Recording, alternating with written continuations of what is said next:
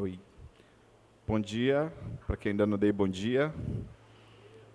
Os irmãos já chegaram hoje, né? Bom dia, queridos. Tô dando microfonia aqui, ó. Tá ouvindo? Irmãos, vamos dar continuidade aos nossos estudos sobre os ídolos do coração. Antigamente, na igreja que eu pastoreei, lá na Zona Leste, bairro Zumbi dos Palmares, né? Congregação Calvário, na época, hoje é a Igreja Presbiteriana Calvário, tinha um irmão que sempre chegava e falava: pastor, esses dias é só lapada, né, pastor? Quando nós falamos sobre os ídolos do coração, de fato, nós somos muito confrontados com a verdade da palavra, né? Porque falar sobre ídolos do coração é tratar na nossa própria vida, nas nossas dificuldades, nos nossos pecados, às vezes até imperceptíveis, né, a nós mesmos, mas quando a palavra de Deus chega e nos confronta, e o objetivo, claro, de falarmos sobre ídolos do coração não necessariamente nos expor, mas é sermos transformados pela Escritura, transformados pela palavra de Deus, e de fato é bom nós falarmos sobre isso. Eu sei que às vezes há pessoas acostumadas, né, a igrejas, né, que só fala de bênção, né, de prosperidade, mas nós precisamos tratar o pecado também, né, certo? Tirar esses ídolos ou trabalhar esses ídolos para que sejam cada vez mortos, né, na nossa própria vida, né, que tem a ver também com fazermos morrer a nossa velha natureza, né, o nosso velho homem. E eu convido aos irmãos a lermos um salmo, que é o Salmo 131.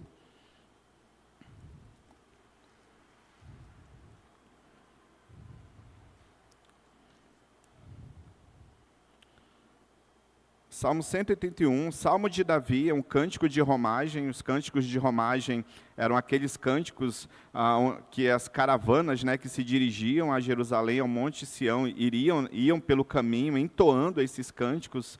Alguns chamam também, algumas versões, de cânticos dos degraus, não é verdade? Justamente representando, né, essa peregrinação das caravanas para o Monte Sião, onde estava o templo, que representava no Antigo Testamento a presença de Deus, onde o povo se dirigia para adorar. E dentre os cânticos de romagem temos esse que é de Davi. Salmo 131, Davi escreveu o seguinte: diz assim a palavra do Senhor nosso Deus: Senhor, não é soberbo o meu coração, nem altivo o meu olhar. Não ando à procura de grandes coisas, nem de coisas maravilhosas demais para mim. Pelo contrário, fiz calar e sossegar a minha alma, como a criança desmamada se aquieta nos braços de sua mãe. Como essa criança é a minha alma para contigo. Espera, ó Israel, no Senhor, desde agora e para sempre. Vamos orar mais uma vez? Senhor, nós te louvamos nessa manhã, nós engrandecemos o teu santo e bendito nome, pelo privilégio que temos, Senhor, de estarmos aqui nessa escola bíblica, podendo, Senhor, aprender um pouco mais da sua palavra. Te pedimos que o Senhor nos ensine, que o Senhor trate com a nossa vida nessa manhã, que possamos sair daqui, Senhor, com a nossa vida nas tuas mãos, decididos, Senhor, a ter uma vida de santidade, uma vida para a glória do teu próprio nome, Senhor. Fica conosco, abençoa o teu povo que se reúne neste lugar. Essa é a nossa oração, em nome de Jesus Cristo, teu Filho. Amém e amém. Irmãos, esse salmo é um salmo muito interessante da palavra de Deus. É interessante que lá no Salmo 19, Davi ele já tinha rogado ao Senhor que tirasse a soberba da sua vida, certo? Ele disse: Senhor, que não se ache em mim soberba nenhuma. E agora ele olha para a sua própria vida e ele diz: Senhor, não é soberbo o meu coração, nem altivo o meu olhar, né? Aqui está a ideia de altivo, também é um sinônimo para a soberba, e é esse o assunto que nós iremos tratar nessa manhã. Mas percebam que o salmista, ele olha para a sua própria vida. A ideia não é só alguém que já é soberbo dizendo que não é soberbo, entende?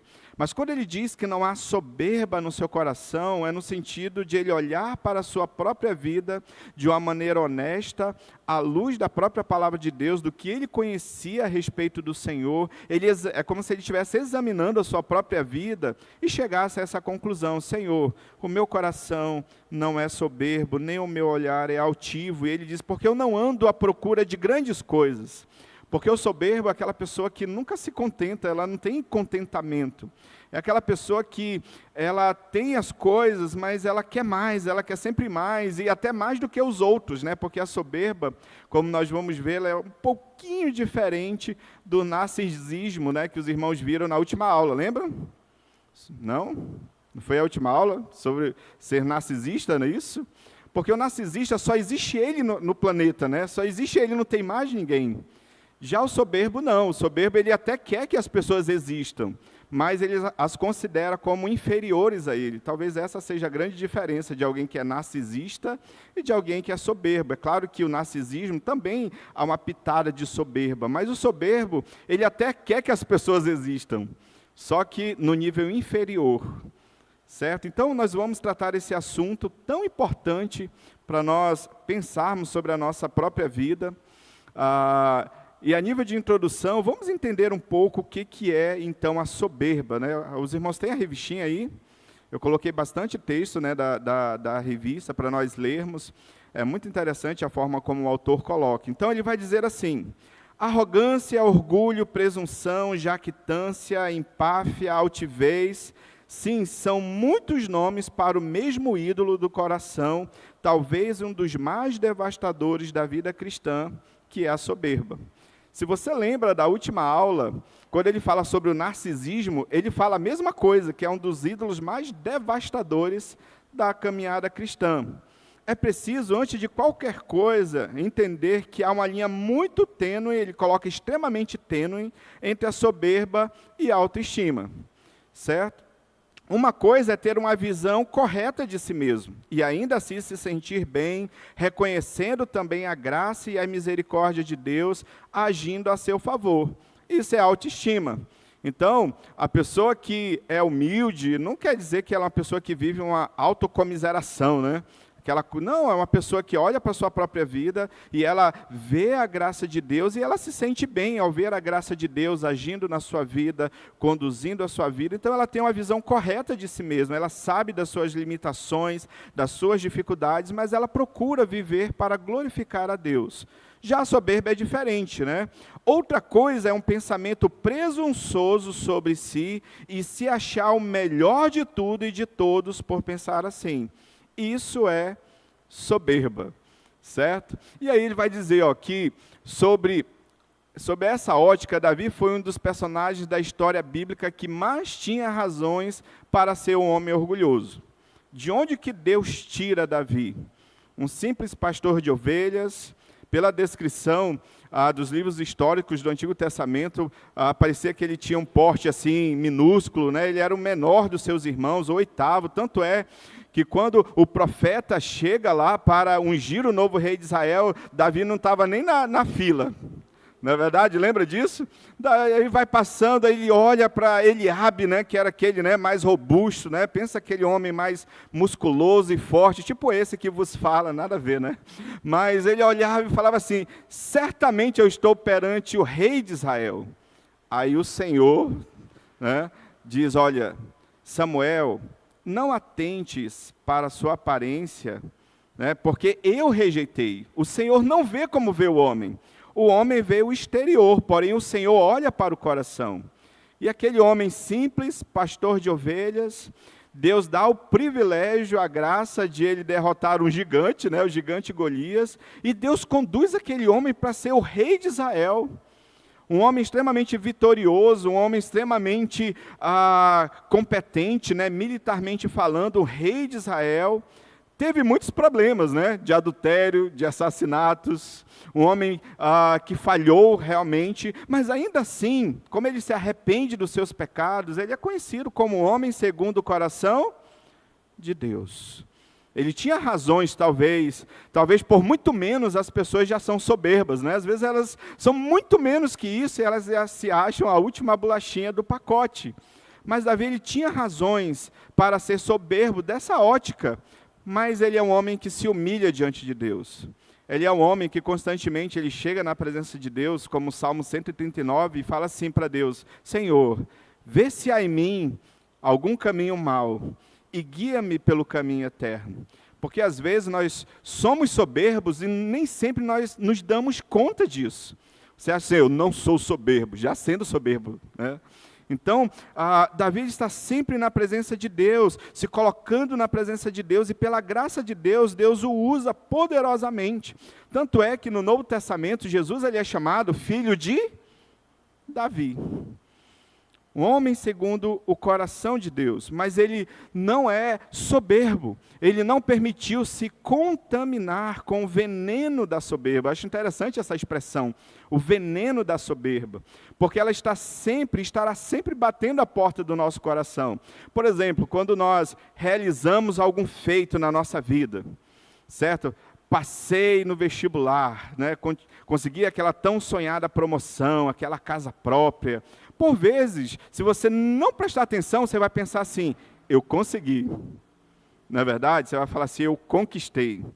E às vezes você tira o aspecto da graça de Deus, da providência de Deus. Porque foi Deus, que te deu a inteligência, foi Deus que te deu a saúde, não foi? Deus que te deu a saúde, Deus que te conduziu você até você realizar aquele sonho. Então percebam que é muito sutil. E quantas vezes, até na igreja, Deus nos dá a graça, o privilégio de fazermos alguma coisa na sua obra, e por vezes você fala assim, nossa, hoje, eu não posso nem falar no instrumento, né? Guitarra, né? Vou falar guitarra, né? Porque se eu falar violão, bateria, vão pensar que estou falando, né? Mas toquei a guitarra, gente, eu fiz a guitarra falar hoje, né? E ele se esquece que ele só estava ali para louvar a Deus. Percebe? E às vezes ele começa, né? Eu fui uma vez no culto de jovens, achei bem legal assim o culto de jovens, até o momento, né? Tocaram uma música muito top, que eu gosto muito. Aí tinha o cubo do contrabaixo, é por isso que o cubo aqui da igreja ele tem esse formato, né? Não é aquele formato quadrado de antigamente. Bem tocando, aí o baixista deu um salto assim para cima do cubo e começou a fazer um solo que não tinha nada a ver com a música, e todo mundo ficou olhando assim, não entendeu nada, né, sobre o louvor. Estava tão bom o culto de jovens, já ia falar o nome da igreja, no culto de jovens, e eles louvando a Deus, de repente a soberba bate a porta, e ela entra naquele coração, e tudo vai por água abaixo. E nós precisamos sempre olhar para o nosso coração e nos perguntar, será que eu estou sendo soberbo? E aí nós chegamos no primeiro tópico aqui. Como então nós podemos diagnosticar a soberba? Tem alguém precisando entrar ali. Como nós podemos diagnosticar? Primeiramente, o que é a soberba, né? O autor da nossa revista define da seguinte forma: quando seres humanos, pecadores, desejam prestígio e a posição de Deus e se recusam a reconhecer a sua dependência dele. Percebam, irmãos, que nós estamos falando sobre ídolos do coração. E ídolos é justamente o que você coloca acima de Deus na sua vida, não é verdade? Então, a soberba, ela parte daquele coração que, mesmo sendo pecador, ele se levanta e ele acha que ele é o próprio Deus da sua vida, que ele é o dono de toda aquela situação. Então, a soberba, ela floresce num coração a partir de um desejo egoísta de ser muito mais do que se pode. E aí nós chegamos na descrição de Gênesis capítulo 3 da queda. Porque o problema com Adão e Eva, o pecado não foi só a desobediência, foi também a soberba. Porque lembram do texto que quando a serpente, né, oferece, comam daquela árvore do conhecimento do bem e do mal, e aí Eva fala assim, não, nós não podemos comer, porque se nós desobedecermos, nós vamos morrer. E a serpente diz, não, vocês não morrerão. Mas vocês não apenas não morrerão, mas vocês serão igual a Deus. Lembra disso? Vocês também terão conhecimento como Deus. Aí entra a soberba. Aí ela também floresce na queda. Então quer dizer que nós vamos comer de uma árvore maravilhosa, nós vamos ter o conhecimento e nós seremos semelhantes ou iguais a Deus. Esse foi o grande problema. A soberba estava arraigada na queda. A soberba, portanto, é esse sentimento, esse desejo ardente, essa proposta aparentemente irrecusável do nosso coração de ocuparmos um lugar que não nos pertence, mas que nos fará maiores, mais poderosos, mais fortes, enfim, mais exaltados. E a fim de conquistar tal lugar, já passamos a crer que já estamos nele, subestimando os outros, depreciando os irmãos na fé, pensando que somos muito mais do que realmente somos, nos orgulhando de nossos feitos aparentemente tão grandes para nós. Enfim, assumimos uma vida que não é a nossa e cultivamos em nosso coração o desejo de que todos nos sirvam, mesmo que não tenhamos o menor direito quanto a isso. É muito importante ou não é muito importante falarmos sobre isso? Porque, por vezes, irmãos, nós podemos nos sentir assim na igreja, melhores do que as pessoas. De repente você pode se sentir assim, poxa, a pessoa já chegou hoje na igreja, né, e ela já está fazendo isso, já está fazendo aquilo. Acontece também, não acontece? Ou você achar assim, poxa, eu toco, o irmão também toca aquele instrumento, mas como eu toco melhor, então eu acho que eu deveria estar mais vezes na escala. Então, quando a soberba bate o nosso coração, talvez um dos grandes problemas é que nós começamos a achar que nós estamos na obra de Deus para sermos servidos. E nós viramos verdadeiros clientes dentro da igreja, não é isso? Em determinada igreja que eu estava, tinha um Instagram da igreja, é impressionante. As pessoas, antes de visitarem a igreja, elas tinham que ver um checklist, né? E elas falavam assim, a sua igreja tem departamento infantil? A sua igreja tem grupos familiares? Como que é mais ou menos a pregação na sua igreja, né? Mais animada, mais alegre, mais fervorosa? Sua igreja bate palma? Sua igreja não bate palma? E tinha todo um checklist. Por quê? Porque aquela pessoa ela não estava a fim de adorar a Deus. Ela não estava com a intenção no seu coração de apenas cultuar ao Senhor, como nós estudamos na apostila anterior. Mas o coração dela era um coração de cliente. Porque era alguém que estava ali em busca de algum serviço. Como você vai numa loja, numa empresa, atrás de um serviço. E a igreja não é. A igreja é local de serviço? É. Mas todos nós somos servos, e precisamos ter esse coração humilde para sermos servos, senão nós passamos a nos considerar que somos muito melhores do que o nosso irmão, do que as pessoas. Se o soberbo se recusa a reconhecer a própria dependência de Deus, também se recusará a viver como um par entre seus irmãos. Ele sempre olhará o próximo de cima para baixo. Sempre o verá como um qualquer, inferior, fraco, carente. Assim a soberba se manifesta no coração humano, nas mais diversas áreas e situações, subestimando a Deus e ao próximo. Percebe isso? O soberbo ele vai olhar sempre de cima para baixo. Ele vai olhar para todo mundo, é diferente do narcisista, que ele não vai olhar para lugar nenhum, ele só olha para ele mesmo. Mas o soberbo não. É bom que os outros estejam aqui, para eu mostrar que eu estou acima deles. E eu sei que às vezes a gente não fala essas coisas, mas às vezes a gente age dessa forma, de uma maneira prática. Muitas das vezes nós exercemos isso. Quando, por exemplo, o nosso irmão erra, e comete algum pecado, e ele pisa na bola, e ele transgride a lei de Deus, nem sempre nós somos tão misericordiosos assim com os nossos irmãos. Não é verdade? Você fala assim, como que ele foi capaz de fazer uma coisa dessas? Mas se você olhar para a sua própria vida, você pode pensar assim, chegar à conclusão, mas eu já fiz coisa até pior do que isso. E Deus me perdoou, Deus teve misericórdia de mim. Então, às vezes, até a forma como nós lidamos uns com os outros tem a ver com a soberba, com a falta de humildade, com a falta de olharmos para nós mesmos e ver que nós também erramos, que nós também somos falhos. Antes disso, no finalzinho desse tópico sobre diagnosticando a soberba, nós temos várias passagens onde a Escritura trata sobre isso. Diz assim, assim a soberba se manifesta no coração humano. Aí, Provérbios 21, 24, assim se define o soberbo. Quanto ao soberbo, o presumido, zombador é o seu nome. Procede com indignação e arrogância. alguém que age com soberba, ele nunca vai ficar com aquilo só para si. Ele vai demonstrar isso nos seus relacionamentos. Ele vai demonstrar isso através das suas atitudes, das suas ações, seja na igreja, seja fora da igreja. Ele sempre vai expressar essa soberba de uma maneira prática. E como nós já vimos, é claro isso, a soberba é pecado.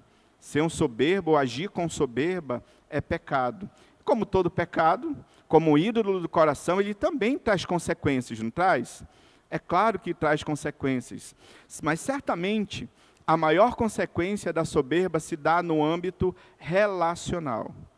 Porque a soberba ela vai afetar o nosso relacionamento com Deus, ela vai afetar o nosso relacionamento com os outros e comigo mesmo. Certo? Primeiramente com Deus, porque como nós já vimos, alguém que é soberbo é alguém que vai falar assim, eu não preciso tanto de Deus assim. Eu posso conduzir as coisas, eu posso fazer do meu jeito, e a pessoa que é soberba, o seu relacionamento com Deus vai fazer com que ela haja como se ela não precisasse do Senhor, como se ela não dependesse do Senhor, ou o Senhor vai acabar ficando em segundo plano na sua vida. Considerando que a soberba é um olhar exagerado a respeito de si mesmo, um orgulho de si, das próprias realizações, uma altivez de espírito que se considera superior a todos, certamente a maior consequência vai ser nos seus relacionamentos. Sobre Deus, notamos que a soberba deixa Deus em segundo na cadeia de valores, de ideais, de soberanos. Quem ocupa o primeiro lugar de forma indevida, claro, é o soberbo. Deus deixa de ser aquele que realmente importa, que realmente é digno de honra. É interessante, irmãos, que quando nós temos um coração soberbo, nós começamos a não ouvir a própria voz de Deus revelada na Escritura. Mas nós passamos a ouvir a voz do nosso próprio coração. Uma vez eu cheguei ao ponto, para mim eu acho que foi o ponto auge, assim, de alguém com relação à soberba, com relação à própria palavra de Deus. Uma pessoa tinha um posicionamento, e o seu posicionamento, à luz da Escritura, era claramente equivocado, estava errado. E eu peguei a Escritura e eu mostrei, mas a Bíblia ensina assim. Você entende que a Bíblia ensina assim? Passei um tempão explicando. É assim, é dessa forma. E ela falou, não, eu entendo, mas eu prefiro fazer do meu jeito. Eu perdi meu tempo ali, né?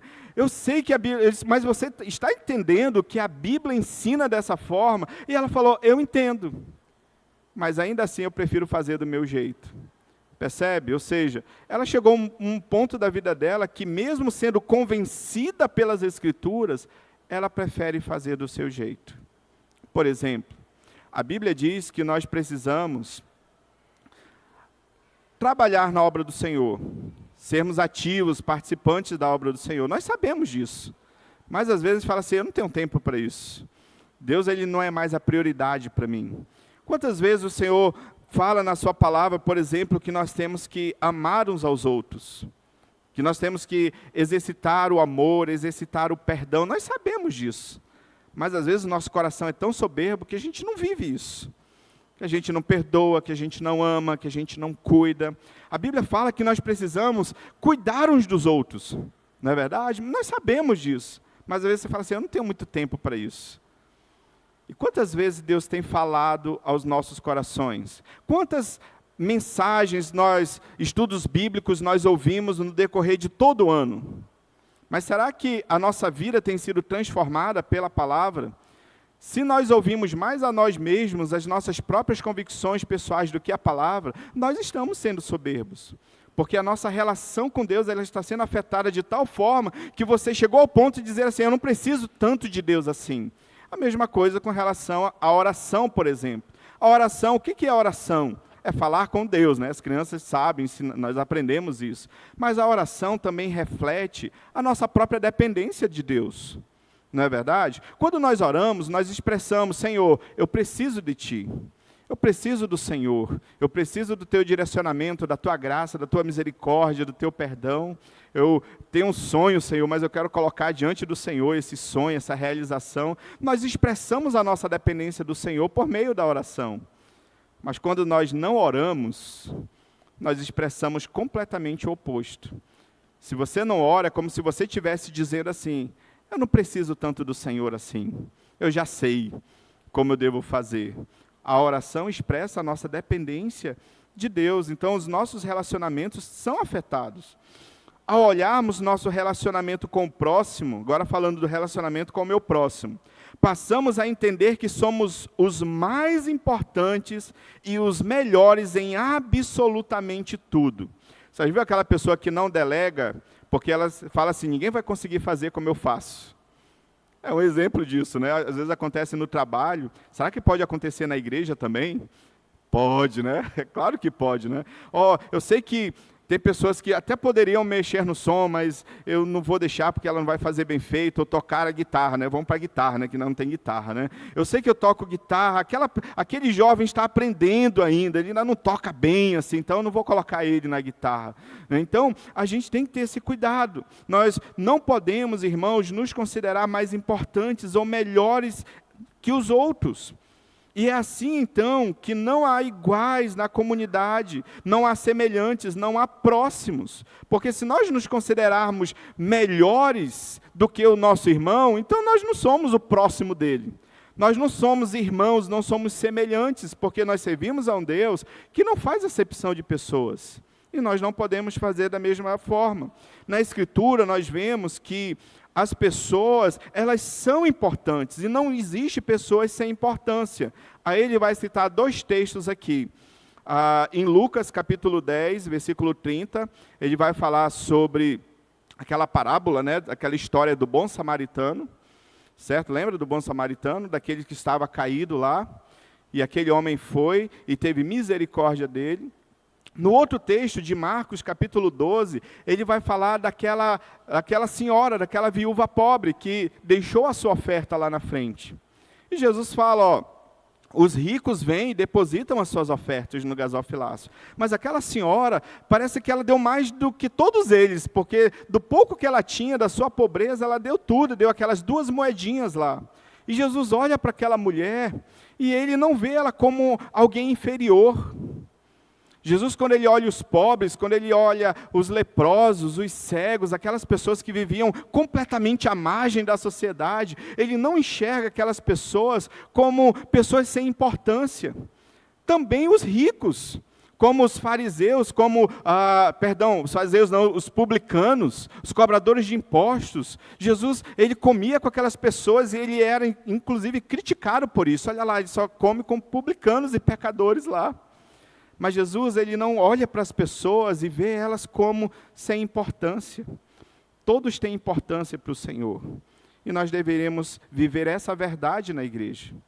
Todos são importantes, irmãos, nessa igreja. Todos são filhos de Deus, servos de Deus, pessoas amadas por Deus. Todos aqui têm a sua importância. E nós precisamos olhar para o nosso irmão dessa forma. A Bíblia condena de forma explícita a soberba, e ele vai citar alguns textos aqui. Os olhos altivos dos homens serão abatidos, e a sua altivez será humilhada. Só o Senhor será exaltado naquele dia, porque o dia do Senhor dos Exércitos será contra todo soberbo e altivo, e contra todo aquele que se exalta, para que seja abatido. O profeta Isaías diz isso. Então o Senhor, ele vai trazer consequências, sim, sobre a vida de pessoas que são soberbas. Outro texto: pois eis que vem o dia e arde como fornalha.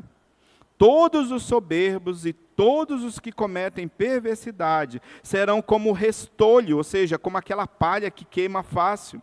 O dia que vem os abrasará, diz o Senhor dos Exércitos, de sorte que não lhes deixará nem raiz, nem ramos. E aí o autor cita Tiago aqui: Deus resiste aos soberbos, mas ele dá graça aos humildes.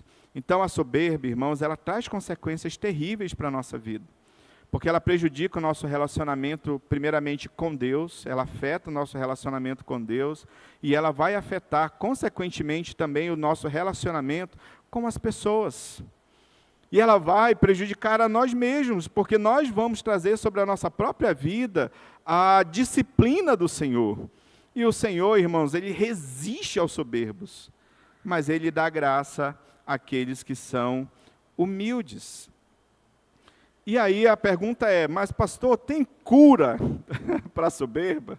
Como que eu posso trabalhar isso na minha vida? Como que eu posso analisar isto na minha vida? E aí o autor sugere um texto, né, maravilhoso da Escritura, que diz assim: porque pela graça que me foi dada, digo a cada um dentre vós, que não pense de si mesmo além do que convém. Antes pense com moderação, a ideia de equilíbrio, certo? Uma visão sensata, correta, bíblica a respeito da sua própria vida. Segundo a medida da fé que Deus repartiu a cada um. Ou seja, pense honestamente e corretamente acerca de si mesmo. Foi isso que Davi fez no Salmo 131 que nós lemos. Ele analisa a sua vida e ele chega à seguinte conclusão: Senhor, o meu coração não é soberbo diante do Senhor. É claro que nem sempre vai ser fácil nós percebermos isso, por isso que nós precisamos sempre orar ao Senhor, colocar a nossa vida ao lado da palavra de Deus e analisar a nossa vida e pensar assim: será que o meu coração tem sido soberbo em alguma área? Será que eu não procedi ou não tenho procedido de uma maneira soberba?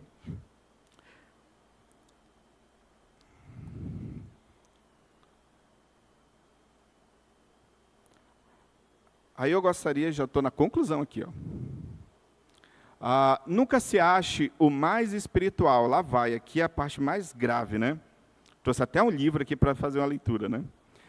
Não se ache o mais espiritual. Sabe aquela pessoa que chega na igreja, parece que já está quase flutuando, né? Se você pedir para ela vir no púlpito, ela vem flutuando, ela nem sobe a escada, né? Certa feita, um seminarista que era candidato ao Sagrado Ministério, ele se achava o bambambam, né? Melhor aluno do seminário, as maiores notas. Aí chegou no dia, ele era candidato ao Sagrado Ministério, e ele chega então no presbitério para aquela reunião, né, para ser examinado quanto à sua ordenação. E não sei se os irmãos sabem, mas quando você vai ser examinado pelo presbitério, você tem que proferir um sermão. Você tem que preparar um sermão teológico e expor esse sermão ou diante de uma comissão ou diante do presbitério todo. E esse irmão, ele chega e ele olha para o seu sermão e ele fala assim: gente, que sermão, né? Eu vou fazer todo mundo chorar, se emocionar aqui, né? Vai ser maravilhoso. E ele já subiu daquela forma, altiva, arrogante, pregou com extrema arrogância. Final de tudo, ele foi reprovado no seu sermão. Foi um sermão péssimo. Mas não é porque só pela arrogância dele, porque ele se preocupou tanto e se achava tanto que ele não se preocupou de fazer um bom sermão, teologicamente correto. Ele não foi pesquisar lá nos originais para entender melhor o texto, o sermão. E o sermão, de fato, era muito ruim, mas ele achava que era o melhor de todos. E aí ele subiu, né, daquela forma, e ele desceu com a cabeça baixa, né, muito triste. E aí um pastor que estava no plenário disse: se você tivesse subido da maneira como você desceu, talvez você teria sido aprovado no seu sermão. Pensa nisso? Rapaz, eu só pensava nisso no dia que eu fui avaliado no meu sermão de prova. Porque, irmãos, nós não podemos nos considerar como o mais espiritual, ou mais espiritual do que os nossos irmãos. O mais servo, eu que sou o que mais trabalha na igreja. Louvado seja eu, né? As aves do céu cantam para mim, né? O mais servo, o mais santo. E aí ele usa um termo, não foi eu, é a revista, tá? Não fiquem chateados, o arcanjo perdido na terra. Olha, essa foi forte, né? O arcanjo perdido na terra. Ao mesmo tempo, se você é um servo fiel de Jesus, não se sinta a terceira pessoa depois de ninguém no reino do Senhor. Assuma a sua posição de filho de Deus e viva a sua vida cristã de maneira sábia e digna. É o que Paulo estava dizendo sobre ter uma visão equilibrada sobre você mesmo. Não pensar mais do que convém de você mesmo. E aí eu estava, nessa manhã, né, eu recebi um presente maravilhoso do nosso pastor, né, zelo sem burnout, né? E eu achei bem interessante, eu queria dividir com os irmãos de alguém que ele era super envolvido na igreja, era aquela pessoa que trabalhava muito na igreja, no seu tempo livre, ele casou, teve filhos e ainda continuou no mesmo ritmo. E aí ele escreve, né, também nesse livro, ele diz assim, eu gostaria de compartilhar com os irmãos. Cada momento livre, o nome dele é Ben, tá? Cada momento livre era dedicado ao serviço na igreja. Eu liderava o trabalho com adolescentes, era ativo no evangelismo, organizava acampamentos e pregava. E quando o casamento e a família chegaram à minha vida, o ritmo não diminuiu. Eu era forte, Deus me dera dons, eu fora feito para o serviço, o que mais eu deveria fazer? Aí ele diz, eu me pergunto se o tempo todo não cultivei uma atitude de superioridade em relação aos outros. O orgulho estava à espreita, batendo a porta. Quando eu via outras pessoas em funções que exigiam menos, com famílias menores, que pareciam não se esforçar muito na igreja, eu intimamente pensava, elas não estão fazendo a sua parte, não estão carregando o seu fardo. Isso parece familiar para os irmãos? Parece que isso acontece muitas vezes nas nossas igrejas. Às vezes você está lá, você é pau para toda a obra, você é dedicado. Mas quando você olha as pessoas que você julga não ser tão dedicadas assim, então você se acha superior a elas. Ao invés de você talvez ajudá-las, ao invés de talvez você tentar envolvê-las, e você às vezes pode se achar superior a elas, o arcanjo perdido na terra, né? O servo mais dedicado. Enquanto às vezes pode ser que no nosso coração, irmãos, a soberba esteja presente.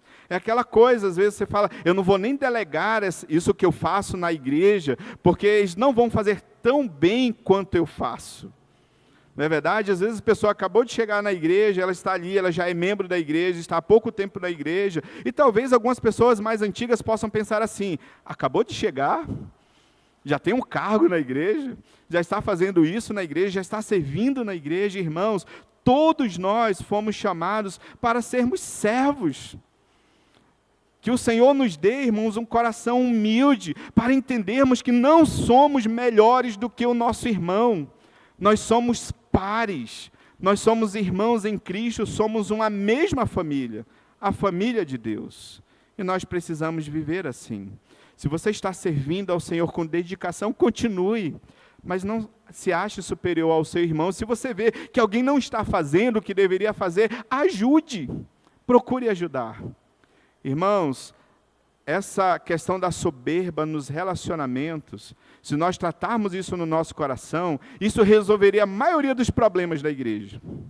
Porque a maioria dos problemas estão relacionados a nos considerarmos, talvez, superiores aos nossos irmãos em Cristo. E para concluir, é fundamental ainda considerarmos o exemplo que o Senhor Jesus nos logou. Filipenses capítulo 2, do versículo 5 ao versículo 11. Por uma cristocidência, é exatamente o texto do sermão de hoje à noite. Certo? Nesse texto, o apóstolo nos encoraja a ter o mesmo sentimento, a mesma atitude que houve em Cristo Jesus, que abriu mão da sua glória no céu para viver a humildade serviu na terra.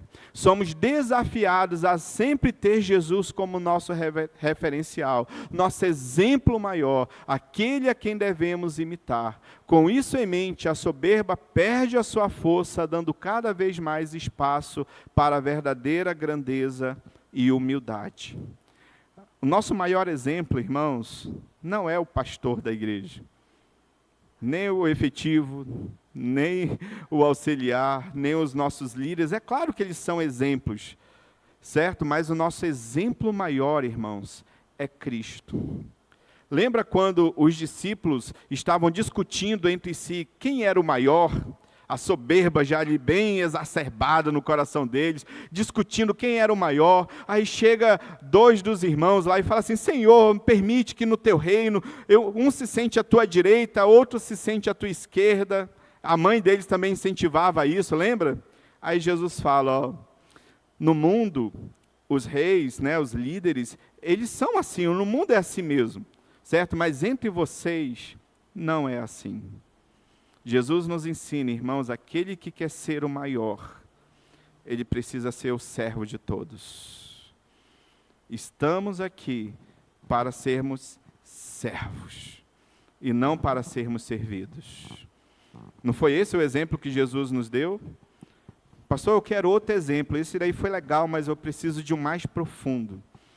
Nesse mesmo contexto em que os discípulos estavam assoberbados, querendo posições, o Senhor Jesus, do nada, sem colocar uma câmera na frente dele, nem tinha, né? Mas sem os holofotes para si, ele pega uma bacia, ele pega uma toalha, e ele começa a lavar os pés dos seus discípulos.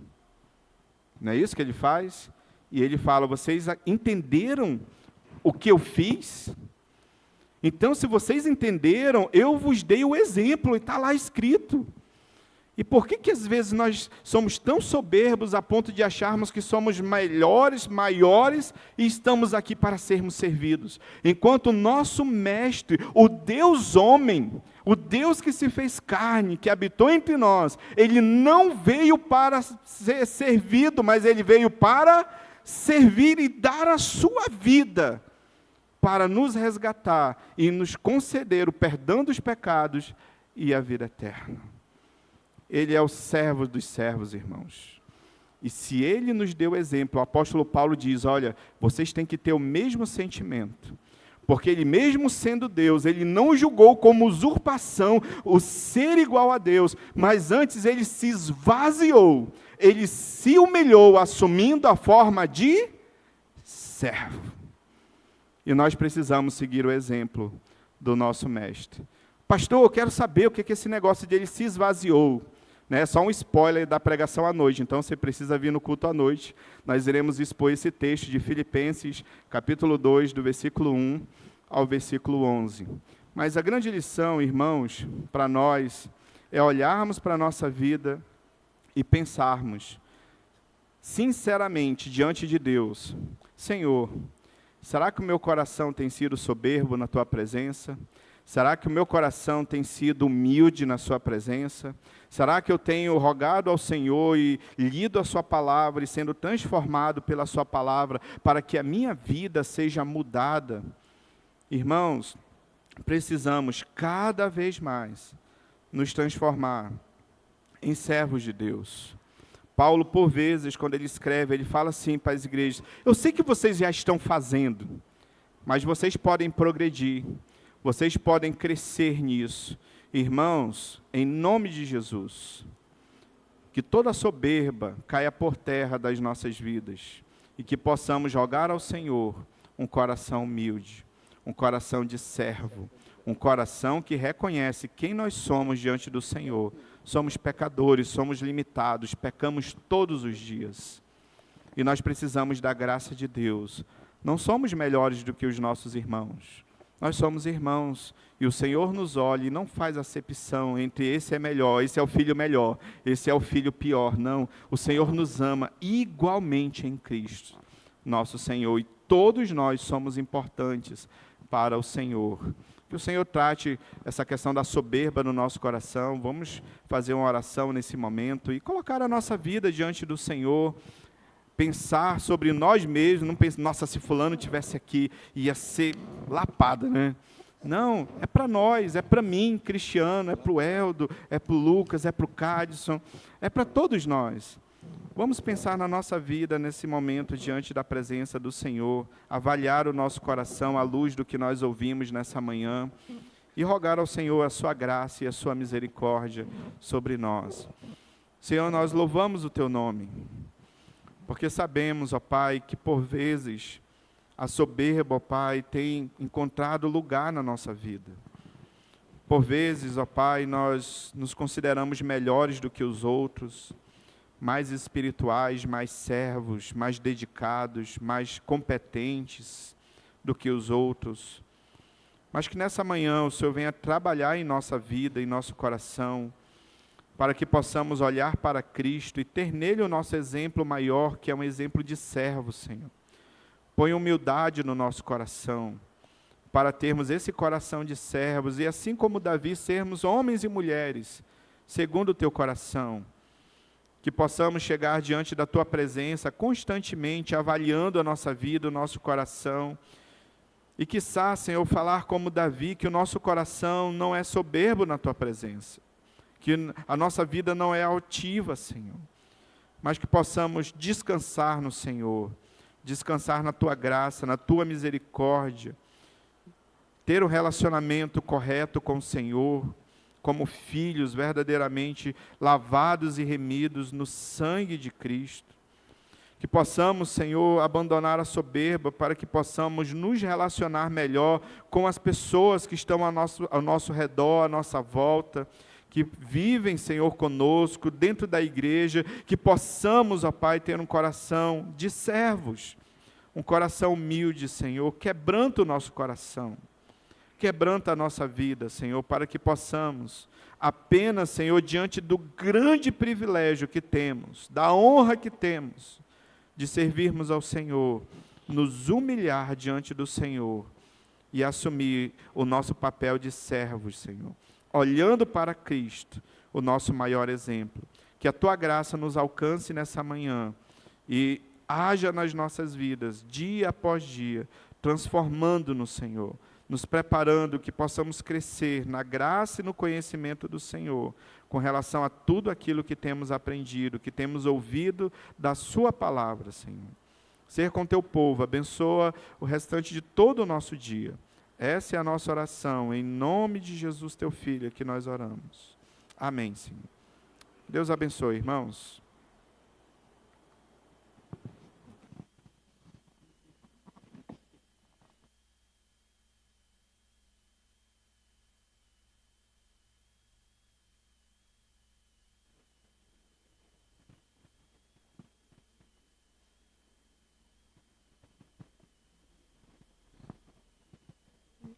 Meus irmãos, queremos saber se temos visitantes no nosso meio.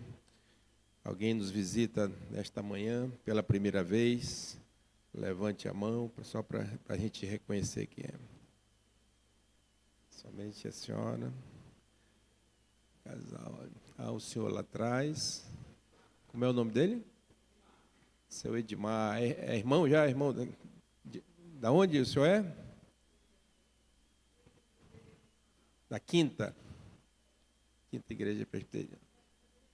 Primeira vez aqui, seu Edmar. O que nós dizemos ao seu Edmar? Seja bem-vindo em nome de Jesus. Volte sempre, fique à vontade, fique à vontade. E a irmã aqui, como é o nome dela aqui, da senhora? Seu nome? Não deu para entender. Íbia. Lívia. Está sozinha?